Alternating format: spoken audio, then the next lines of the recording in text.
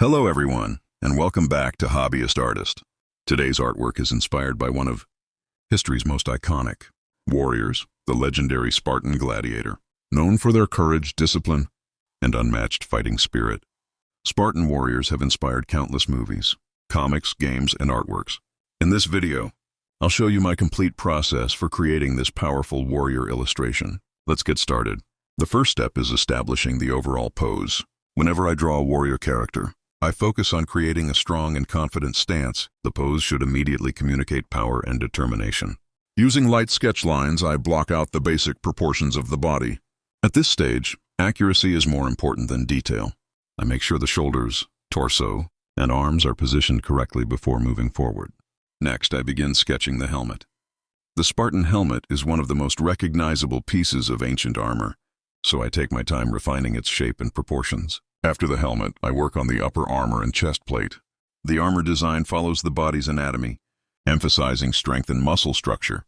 This helps create a heroic appearance while maintaining realism. Now I move to the shoulders and fur details. These decorative elements add character and make the warrior look even more intimidating. Small texture details can significantly improve the final result. The next stage focuses on the arms and hands. Hands are often one of the most challenging parts of drawing, so I carefully construct them using simple shapes before refining the details. As the sketch develops, I begin defining the abdominal muscles, chest armor, and arm anatomy. Strong anatomy is one of the key features that makes warrior artwork visually appealing. With the major structures complete, I move on to the lower armor and clothing elements. The Spartan style, skirt and belt add balance to the composition while reinforcing the historical warrior theme. Now it's time to clean up the sketch. Next comes the outlining process. Using confident strokes, I trace the final lines and strengthen important edges. Good line work is essential because it creates clarity and improves visual impact.